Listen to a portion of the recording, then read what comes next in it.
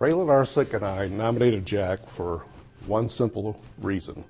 He was one great coach, one great teacher at HCCC.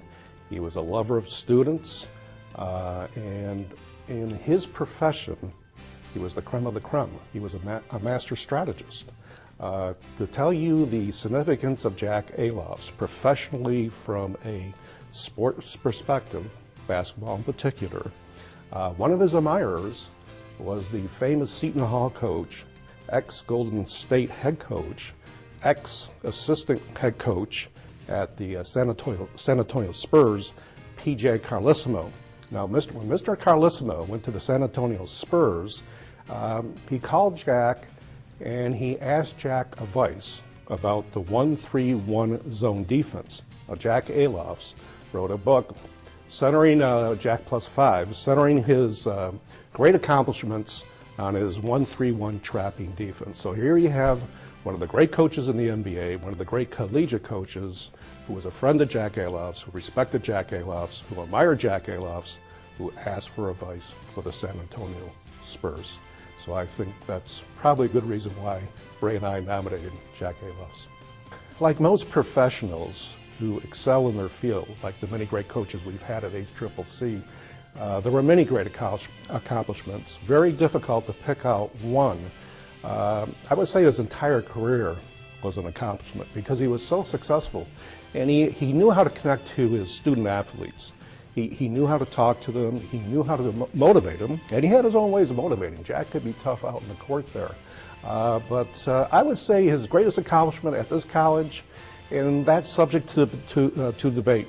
Now, he won the national championship Division III in 1991. His team, HCCC, was 22 points behind in the championship game with approximately 9.5 minutes to go. Jack called a timeout. I'll never forget this. We're sitting right behind him. All the fans from Herkimer went to the game. And he said, well, maybe it's time to change that 1-3-1 to a man-to-man pressing defense all over the floor. And the Generals, we started pressing, turnovers started happening, Rhode Island started missing shots, we started putting shots in, and then before you know it, it got into about the last minute, we were still behind, and I'll never forget this. We had a great player by the name of David Adebanjo, and David came across half court. He was about 27 feet away from the basket, and he all of a sudden he jumps up about 2.5, 3 feet in the air. And he's in the perfect jump shot position, and the ball's leaving his hands, and we hear Coach Alofs say, scream, don't shoot, don't shoot. Well, the ball was already released. Guess what? Went through the net, 3 points. That put us ahead. We won the game. And of course, Jack said after the game, that was a great shot. And also, he made the Region 3 finals 7 times, won it 4 times.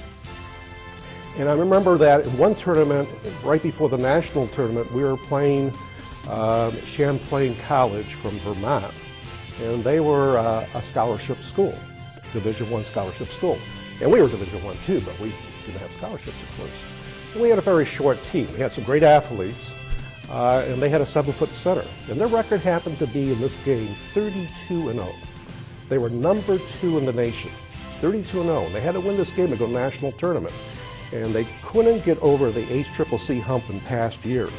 And I know that drove the program, the coach, and the coaching staff crazy because somehow Jack, concocted some beautiful, manipulative defense, strategy, psychology, and everything just flowed, and you usually won. But anyhow, I remember we had a 6'3" fellow by the name of David Hart, an excellent athlete. He's about 6'3", about 225, all-state football player from South Carolina, great basketball player in his own right. He played for Indiana University, Pennsylvania, Division II when he left our program.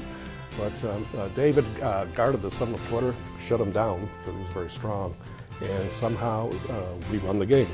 And that was an unbelievable achievement to beat the number 2 team in the nation, 32-0, and that knocked him out of the national tournament.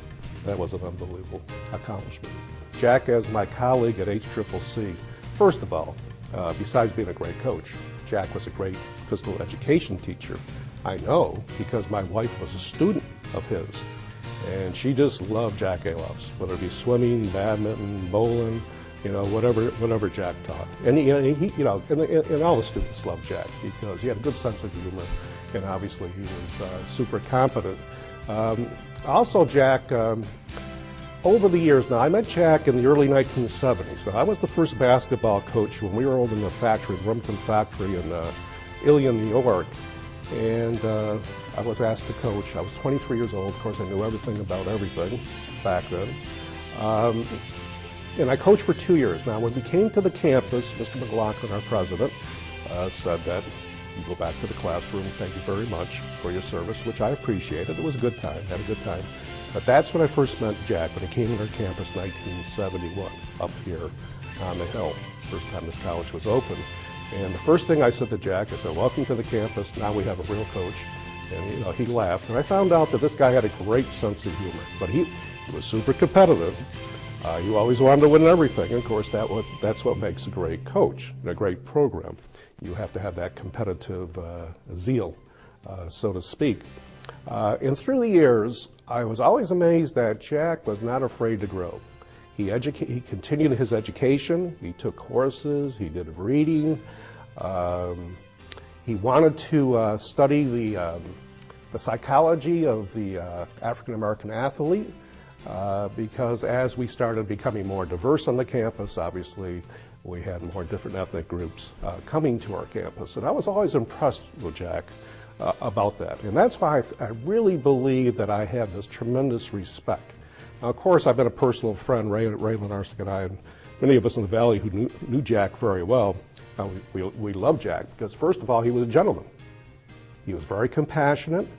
And even when there were certain challenges that we all go through in our lives professionally and sometimes, in our non-professional lives, the one thing that I was truly impressed with, that he would not hold grudges.